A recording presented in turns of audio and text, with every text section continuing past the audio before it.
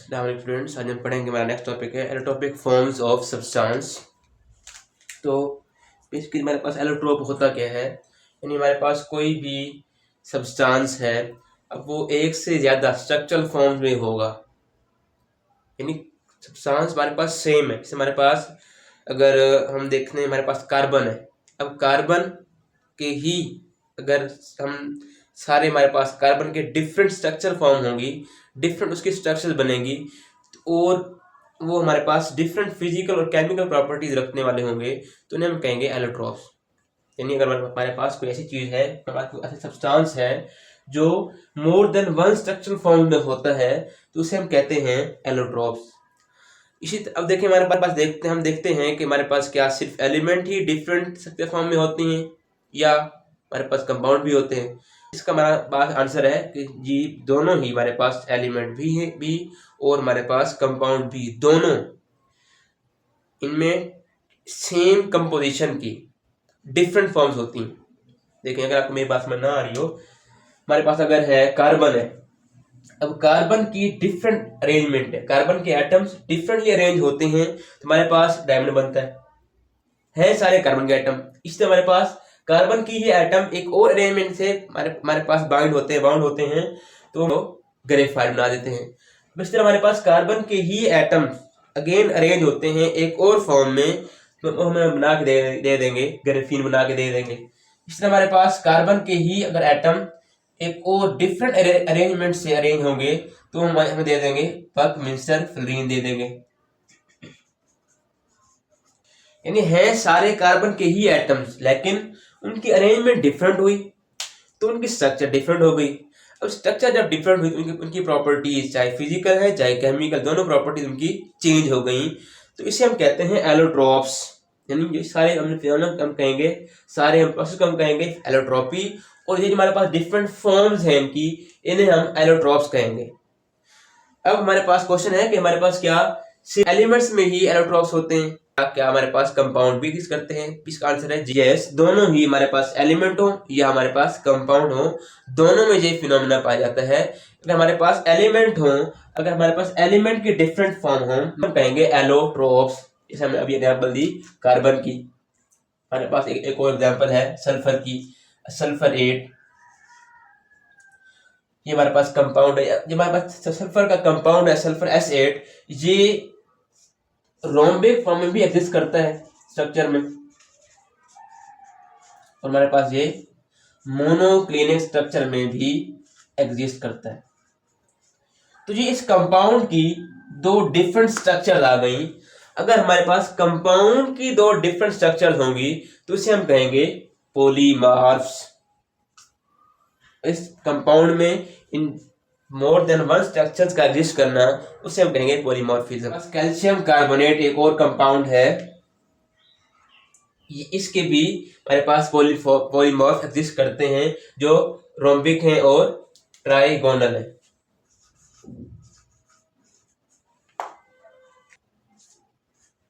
Rhombic अगर हम देखना चाहें तो हमारे पास रोम्बिक इस फॉर्म में होता है,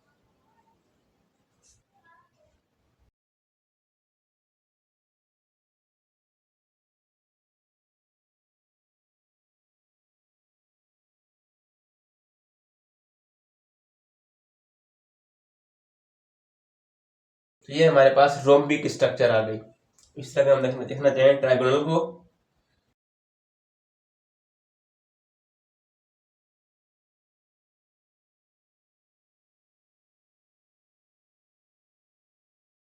ये हमारे पास ट्राइगोनल स्ट्रक्चर आ गई। यानी इस अगर हम सल्फर के केस में देखें, तो इसके 4 एटम इस क्रिस्टल में होंगे, इस शेप में होंगे, और 4 हमारे पास इस फेस में होंगे। इस तरह हमारे पास अगर हम ट्राइगोनल में देखना चाहते हैं, तो 4 हमारे पास इस शेप में और 4 हमारे पास इस पोजीशन पे होंगे। तो ये बेसिकली सल्फर की अरेंजमेंट थी, जो डिफरेंट हुई, उसके स्ट्रक्चर डिफरेंट हुई, उसकी फिजिकल और केमिकल प्रॉपर्टीज भी उसकी डिफरेंट हो गई। अब नेक्स्ट हमारे पास है एलोट्रोप्स ऑफ कार्बन। अब ये हम देखते हैं डायमंड। फर्स्ट हम देखते हैं डायमंड।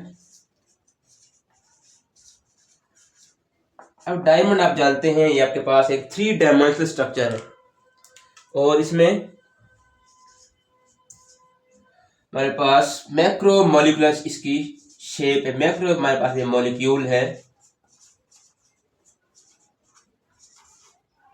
जायंट मॉलिक्यूल, ये बड़ी शेप का, बड़ी साइज का ये इसके डायमंड हमारे पास हुआ करता है, जो हमारे पास कार्बन का एक एलोट्रोप है। अब ये हार्ड होता है और इलेक्ट्रिकली ये इंसुलेटर हुआ करता है, यानी इसमें से इलेक्ट्रिसिटी, चार्जेस, करंट पास नहीं हो सकता। हाँ, ये हमारे पास हीट का कंडक्टर है। ज्वेलरीज वगैरह में हमारे पास ये डायमंड यूज हुआ करता है, ज्वेलरीज में। अब नेक्स्ट है हमारे पास ग्रेफाइट। अब ग्रेफाइट और ग्रेफीन में जो मेन डिफरेंस है वो भी हम साथ स्टडी कर लेंगे। ग्रेफाइट हमारे पास है 2 डायमेंशनल स्ट्रक्चर। बेसिकली ये हमारे पास एक मल्टी लेयर स्ट्रक्चर है। मल्टी लेयर हमारे पास स्ट्रक्चर है, इसमें हमारे पास यानी एक से ज्यादा लेयर्स होती हैं। उसमें हमारे पास जो कार्बन है वो कार्बन हेक्सागोनल फॉर्म में होता है। हेक्सागोनल मीन हमारे पास इसके कार्बन के 6 इसके कॉर्नर्स होंगे इस तरह के।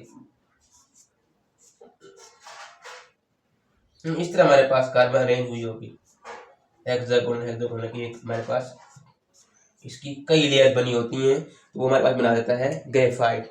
अब ग्रेफाइट आप जानते हैं ग्रेफाइट काफी ब्रिटल है, यानी ये भुरभुरा है, काफी समझ लें पाउडर शेप का होता है, ये इतना हार्ड नहीं होता और ये आपके पास अच्छा इलेक्ट्रिकल कंडक्टर है, यानी इसमें से इलेक्ट्रिसिटी हमारे पास अच्छी कंडक्ट हो सकती है, पास ऑन हो सकती है।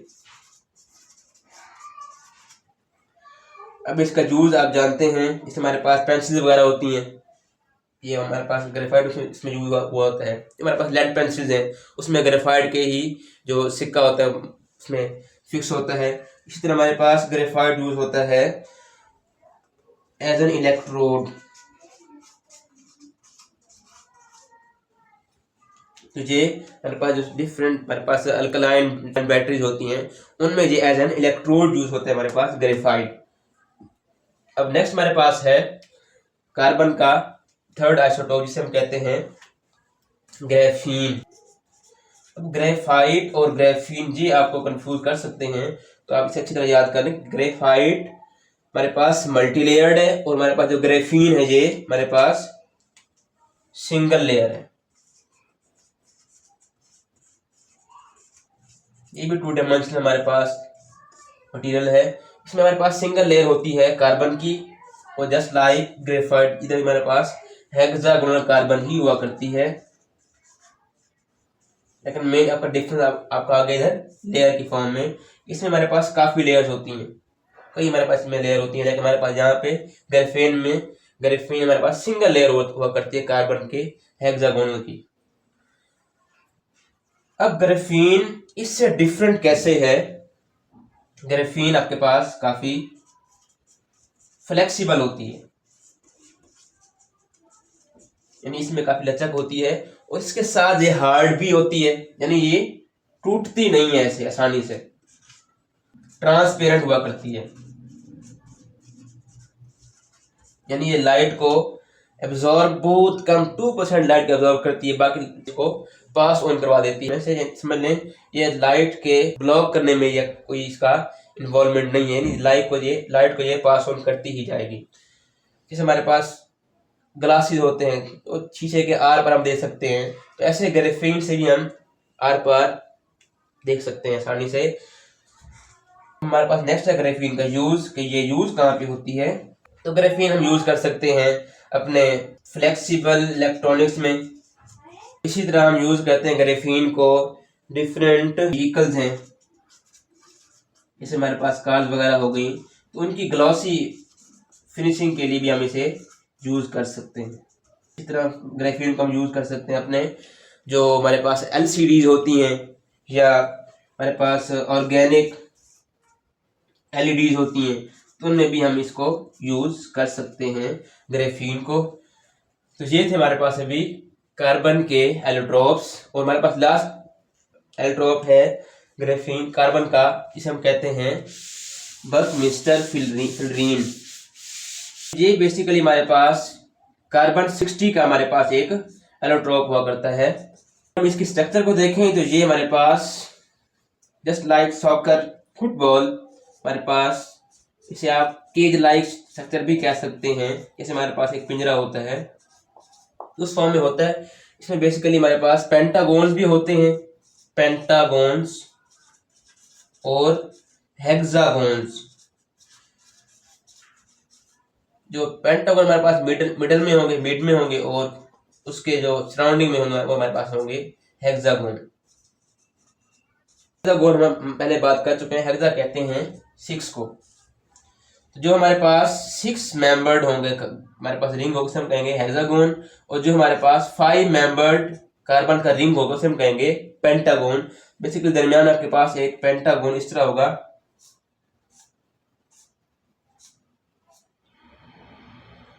और इसके अराउंड हम देखते हैं कि हेक्सागोन हुआ करेंगे।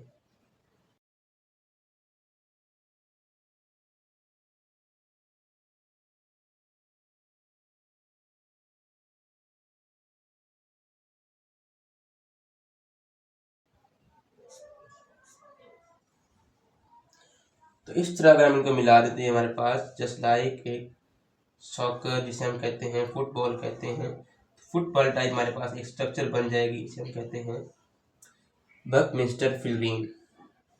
इसमें हमने देखा कि दरमियान में हमारे पास पेंटागोन है, 5 मेंबर्ड, हमारे पास सराउंडिंग में सारे हेक्सागोन ही है। इसकी प्रॉपर्टीज की वजह से ही ये बकमिस्टर हमारे पास यूजफुल है। ये हमारे पास हाई टेम्परेचर पे और हाई प्रेशर पे हमारे पास ये स्टेबल हुआ करती है। अब नेक्स्ट हमारे पास की प्रॉपर्टी है कि ये हाइड्रोफोबिक है, यानी ये वाटर में सोलुबल नहीं होगी। Hydro mean water, phobic mean उससे फेयरिंग, उससे डरने वाली, यानी ये वाटर में सोलुबल नहीं होगी, बल्कि ये वाटर से हमारे पास ये दूर रहने वाली चीज है। तो ये हमारे पास वाटर में सोलुबल तो नहीं हो सकती, लेकिन हमारे पास ऑर्गेनिक सॉल्वेंट्स में ये सोलुबल हो सकती है। लो मेल्टिंग पॉइंट है। इसमें हमारे पास एक और इम्पोर्टेंट बात है कि ये नॉट चार्ज्ड, इसका जो मॉलिक्यूल है इसमें चार्ज क्यों नहीं है।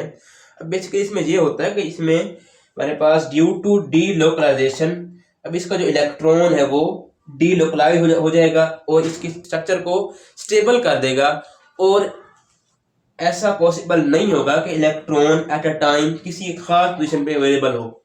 यानी ये हमारे पास इलेक्ट्रॉन होगा वो अवेलेबल किसी खास पोजीशन पे अवेलेबल नहीं होगा, बल्कि ये इसको नॉट चार्ज यानी इसे स्टेबल कर देगा अपनी डी लोकलाइजेशन की वजह से। यानी हमारे पास डबल बॉन्ड और सिंगल बॉन्ड होता है, डबल बॉन्ड सिंगल बॉन्ड में हमारे पास जो इलेक्ट्रॉन है वो इन्वॉल्व हो जाएगा, इलेक्ट्रॉन वो मूव करता रहेगा, इलेक्ट्रॉन हमारे पास डीलोकलाइज हो जाएगा। और ये हमारे पास जो इसकी जो शेप है, इसका जो मॉलिक्यूल है ओवरऑल इस पर कोई चार्ज नहीं रहेगा। तो नेक्स्ट है इसका यूज। ये हमारे पास यूज हो सकता है as an anti cancer material, और इसको हम यूज कर सकते हैं सोलर सेल्स में। ये था हमारे पास आज का टॉपिक। इंशाल्लाह मिलते हैं अगर अपने नेक्स्ट टॉपिक में। अल्लाह हाफिज।